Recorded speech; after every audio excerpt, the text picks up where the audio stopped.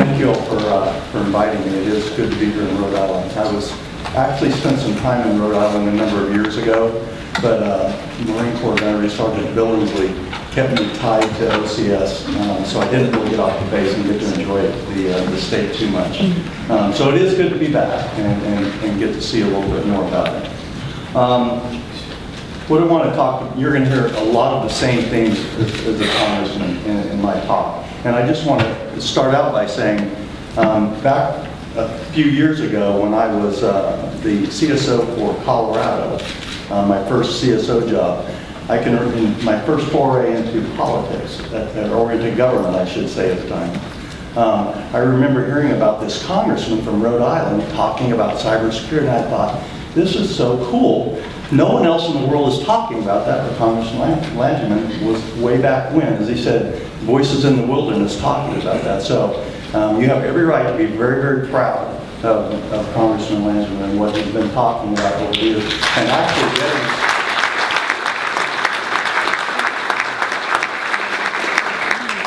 And actually getting the support. And I'll talk a little bit more about the legislation. The legislation that's going on and the discussion that's going on in the legislature right now would not have happened without the kind of visionary thinking that happened a number of years ago. So, so what I want to talk about today is the important role that each of us, all of us, have to play in this team sport called cybersecurity, and it truly is becoming a team sport.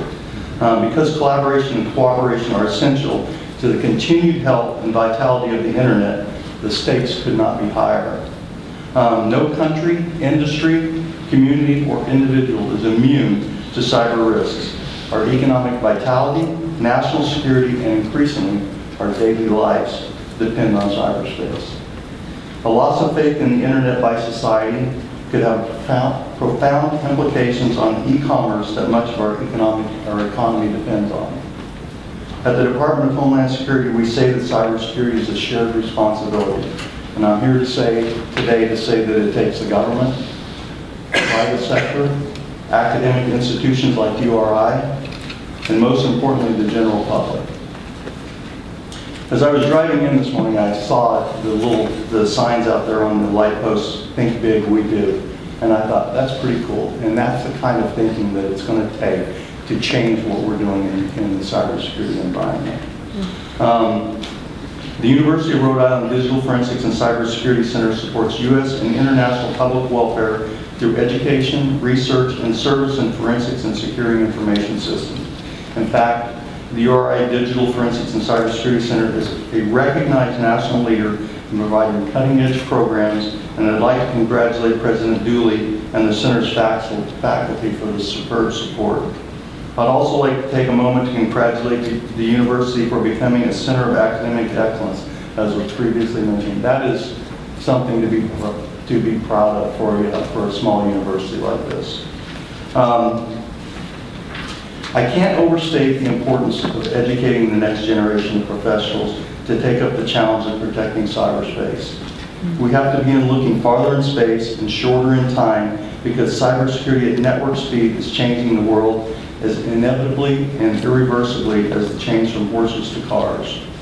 We need an educated workforce to deal with that. I'm constantly encouraging young women and men to consider the field of cybersecurity as a profession. And it's interesting because as I go around, a lot of people actually have never thought of it as a career. I was at last week in San Antonio at the National Collegiate Cyber Defense Challenge, where the 10 teams from the different regions around the country were participating in the national finals, kind of like the national or the collegiate, the NCAAs or something.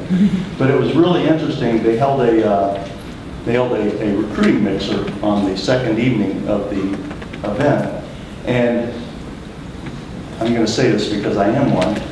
These geeky guys and girls were walking around and they were like rock stars.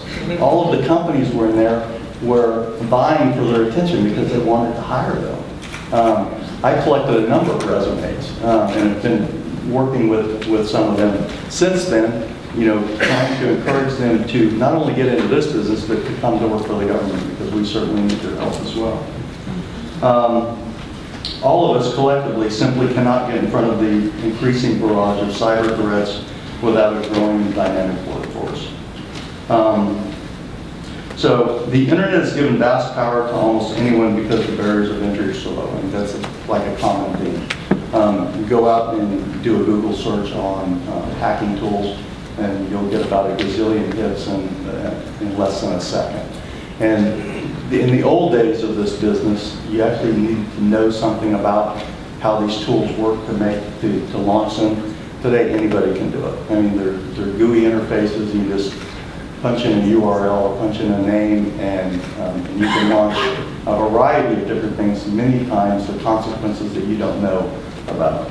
I remember, and this was way back when, when I was still on active duty, I was running the computer network defense operations down at the Fleet Information Warfare Center in Norfolk. And one afternoon, we got a call from the Air Force. And they said, hey, the Navy is trying to hack one of our bases in Germany. And I'm not sure exactly what that means, but we'll figure it out. And it ended up being one of my guys had plugged in a URL of a base in Germany and launched some tool that he really didn't know what it did. And all of a sudden, the Air Force is calling me. So it's kind of indicative of, it wasn't the inter-service rivalry or anything, it really wasn't intended to be that. A vast array of interdependent IT networks, systems, and services and resources are critical to communications, travel, powering our homes, running our economy, and obtaining government services are dependent upon our ability to protect and secure our networks. Proprietary information and intellectual property theft, banking fraud, malicious manipulation of data, and government-sponsored espionage for competitive military secrets are just some of the cyber threats that we see as a nation, and we at DHS see every single day. Many traditional street crimes can now be committed more easily and with less risk through the internet, including human trafficking, drug trafficking, credit card fraud, and identity theft, and embezzlement. Cybercrime is no longer just perpetrated against big companies and governments. Each and every one of us, both in our professional and personal lives, are at risk. So cybercrime is big business, but how big? The scope and magnitude estimates are difficult, but according to the Norton Cybercrime Report released in September 2011, the total cost of global cyber attacks is about $388 billion, while the global black market for heroin, cocaine, and marijuana is a mere $288 billion. So that makes global cybercrime a bigger business than the trafficking of illegal drugs. We also lose personal information to cybercrime, and it's becoming far too common. You can't pick up the paper. The first thing I do every morning is to see what's happened over the past 8 hours since I left. Earlier this month, the Utah Department of Health was attacked, and hackers stole medical records and Social Security numbers of children who have received public assistance. What worries me about this kind of attack is what comes next, because then people start finding out that they bought cars or bought homes, or they've had medical procedures that never really happened because their identity has been stolen. You think of the time and effort that it takes to try to unwind an incident like that. It is a tremendous drain on society to have to go back and rework some of these issues. The federal government is also frequently attacked. In January of this year, the Department of Commerce's Economic Development Administration was attacked with some pretty nasty malware, and they took the entire network offline for 12 weeks. Try to imagine being offline and your entire organization can conduct business without internet connectivity for 12 weeks. It's actually pretty frightening. So what is DHS doing to make the country more cyber secure? Our formal mission statement is that we ensure a safe, secure, and resilient place where the American way of life can thrive. It always makes me think of the old Superman movie. I don't know your kids, it's like the never-ending battle for truth, justice, and the American way. Maybe I might adopt that one as a slogan or something. The DHS cybersecurity program is focused on making the nation and the American way of life more secure by enabling innovation and prosperity while also protecting privacy and civil liberties. Our goal is to work with key stakeholders to protect cyberspace for the American people so our citizens can use it with confidence, advance our economic interests, and maintain national security under all conditions. DHS has 3 primary cybersecurity responsibilities. We secure the federal civilian agencies, the .gov domains. We help the private sector secure their networks with a focus on critical infrastructures. And we lead and coordinate the response to cyber incidents of national significance. In 2011, the U.S. CERT team received over 106,000 incident reports from government, critical infrastructures, and industry partners. We also issued over 5,200 alerts and advisories to both the private sector and government personnel to protect their systems. If you do the math, that's over 300 incidents and over 14 alerts and advisories every single day of the year. The U.S. CERT team is an invaluable resource. To protect federal civilian agency networks, we are employing systems to detect and block intrusions in networks and doing an analysis that provides guidance on what those organizations need to do to protect themselves. One of my priorities is to grow that capability to measure the implementation of those efforts because metrics matter. We're also responsible for coordinating the national response to significant cyber incidents and for creating and maintaining a common operational picture for cyberspace across government. And we share that with the White House on a daily basis. With respect to critical infrastructure, we're working closer than ever with the private sector to provide advice and help secure the key systems such as the financial sector, the power grid, water systems, and transportation networks. We pay particular attention to industrial control systems, which control processes at power plants, manufacturing plants, transportation systems, and many other critical infrastructure. And we're seeing a troubling increase in the threats and the vulnerabilities associated with those industrial control systems. In 2011, our Industrial Control Systems CERT, or ICS CERT, conducted 78 individual assessments of control system entities, private companies primarily, and worked with companies to improve their cybersecurity posture. We distributed more than 1,000 copies of our cyber evaluation tool and conducted over 40 training sessions for hundreds of individuals. We have a training program we run out of the ICS CERT, which is primarily located in Idaho at the Idaho National Labs. And we have a couple of different training programs on industrial control systems that we take on the road around the country. In fact, we've had them up on the house doing a demonstration a couple of times this year. They just set up in a room, and as house members and their staff have time, they come by and we provide demonstrations on how trivial and simple it is to hack some of these old control systems. As many of you know, much of the control system infrastructure was installed depending upon which critical infrastructure sector. I'm more familiar with the electricity industry. Much of this infrastructure was installed 30, 40, even 50 years ago. Still works great from a mechanical perspective, but we've layered so much digital control infrastructure on top of the mechanical stuff that we've really introduced vulnerabilities into things that with the unintended consequences, we had no idea what we were doing at the time. But we are making progress on that, I think. Last year, we deployed incident response teams 7 times. We actually deployed teams to critical infrastructure organizations who were truly in the dirt. These teams are often made up of representatives from DoD, NSA, Department of Energy, Secret Service, the FBI, and quite frankly, anywhere else we can find expertise across the government. For cybercrime response, we routinely work with the FBI and our own internal resources at DHS, which include the Secret Service, ICE, and CBP. DHS also serves as a focal point for the government's cyber outreach and public awareness efforts. And as we perform this work, we're mindful that one of our missions is to ensure that privacy, confidentiality, and civil liberties are not diminished by our efforts.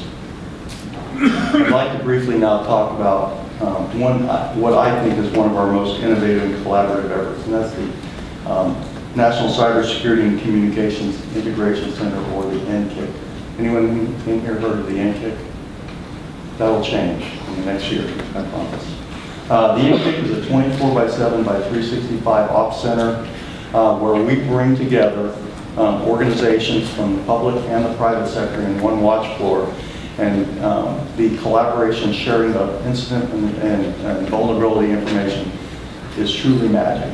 It's one place where we have on our floor members from US CERT, from ICS CERT, from the FBI, from the Secret Service, from the electricity sector, the IT sector, the financial sector.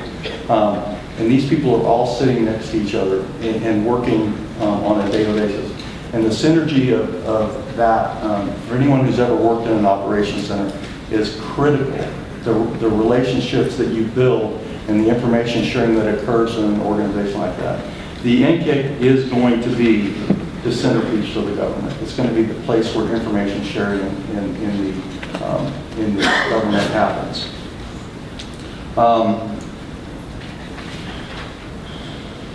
And I would like to mention, I think at some point we are going to invite international partners into. We have a number of international relationships.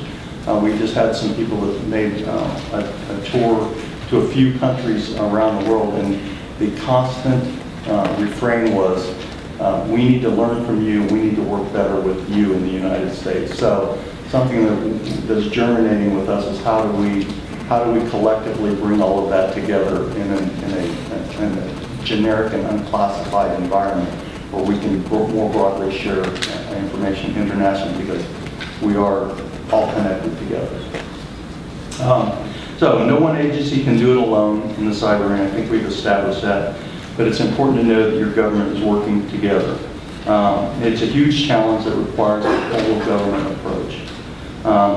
We at DHS have many federal partners, and I don't have time to go over all of them, but I'll mention a few. DoD is one of our critical partners in helping address the cyber challenges. We signed an MOU, or Memorandum of Agreement, with DoD in September of 2010, which has increased both our joint and our individual effectiveness.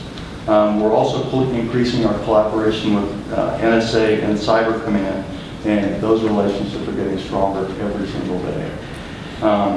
We also co-sponsor the Center of Academic Excellence in Information Assurance Education with NSA, which was mentioned earlier, URI just became a member of. We also have a long-standing partnership with the Department of Energy with our Control System Security Program, working very, very closely with them on the different energy-related and electricity-related issues that they have.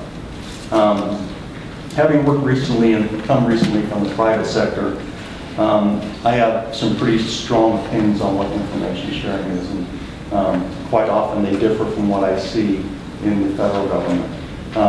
We are making, I think we're doing better, but we're not doing as good as we need to do. We're in a very dynamic environment in the government. I mean, it's a challenge to get the different government agencies to work together, and then when you add in the criticality of the critical infrastructures that need to work with us, the information sharing, and it's going to be talked about a lot today, is the critical component for how we can do this better and how we can better protect the nation. I find it, and this is something that again is kind of historical, the criminal community, the hacker community, shares information very good. And they do it because it's in their interest to do so. Us good guys need to get better at doing that. We need to follow the bad guys model, I guess, for information sharing. As we're working on better, broader, and faster information sharing, we're also maintaining strong privacy, civil rights, and civil liberties standards in every cybersecurity program and initiative we engage in. And you've heard me mention today privacy and civil liberties a couple of times.